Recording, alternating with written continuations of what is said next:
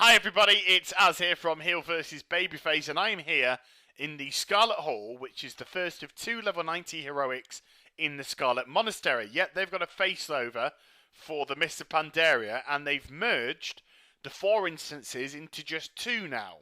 So the Cathedral and the Graveyard have become one, and the Armory and the Library have become the Scarlet Halls, which is where I am. And it starts off very well indeed. You pick up the archery targets and make your way down to the bottom while the archers are firing flaming arrows at you. And then when you get in a certain distance, a massive all-out fight ensues. And it's really good fun, and it's an excellent way to start the dungeon. It really gave me a positive outlook, because that was a fun event to get us going. Brilliant stuff.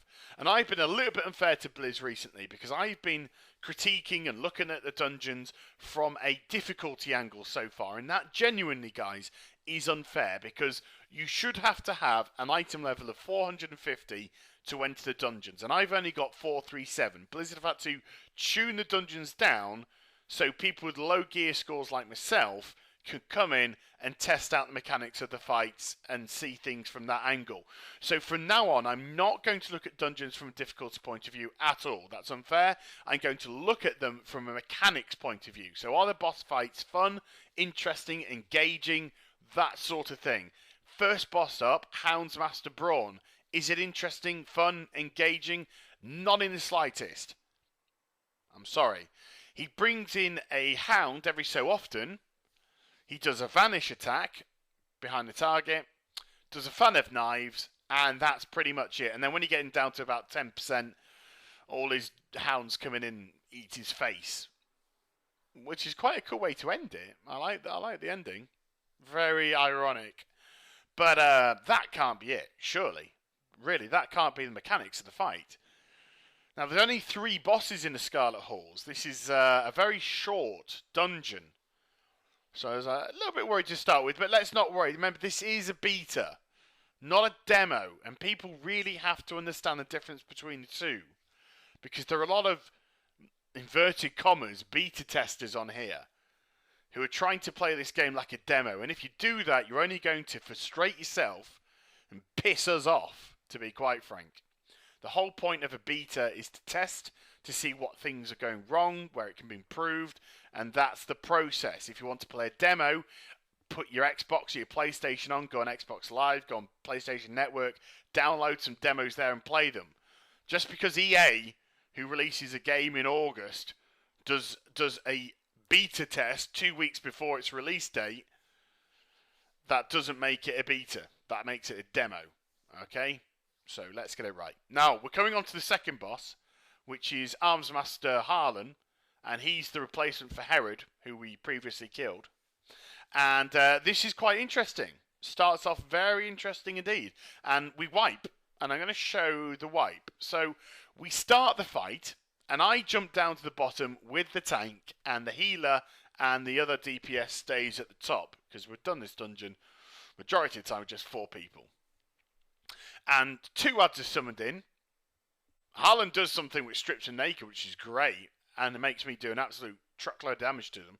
And there you go. He does the Blades of Light, and they kill me. I pick the wrong way to go up the staircase.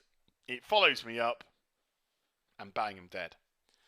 And then that happens to the other guys as well. So I'm thinking, okay, this, even without the difficulty level involved, this could be tricky, because clearly you have to get the right direction to run up the stairs, otherwise you're going to die. But,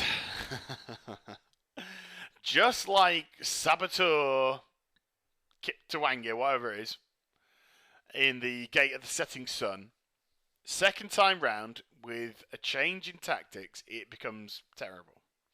Now, I'm not jumping down. In fact, none of us are jumping down. Only the tank. The ads come in, not interested in us, just go straight down to the bottom. We can see which way he's coming from, so if he comes up the right-hand side of the staircase, he's going to hit us from the left. If he comes up the left, he's going to hit us from the right. So we just instantly choose the correct staircase to run up. I can just zap up with my portal. And that's it. It's over, guys. It's over. So suddenly, another fight which had a very interesting mechanic, which could screw you up, is is neutered, is made impotent, just by a simple tactic of not jumping down to the bottom. And it's about now that I've realised what the problem with this dungeon is. And this dungeon is still operating as if we're level 20, 30, 40, like you should be when you come here first time. This is not operating or treating us like level 90 people at all. So in effect, what I'm trying to say is we're still playing the same low-level basic boss mechanics of fights, where they only tune a couple of little tiny things for a boss fight, because you're leveling up and they don't want to make things too difficult because they don't want to discourage you from leveling. They want you to keep leveling and keep playing the game. And the same applies to Flameweaver Kogler. We just stand in DPS and then he does a greater Dragon Breath for 360 degrees, which you just run around. And then he should set a bookcase on fire, but it's not hurting anyone. So I can't take this dungeon seriously yet. I don't think it's anywhere near ready. And if these are the mechanics that Blizzard are wanting to put into the fight, oh my god, no. It's treating us like a low level. So anywho, please do like, comment and subscribe to my channel. But I will be back with the second Scarlet Monastery dungeon very soon. So take care. Bye bye.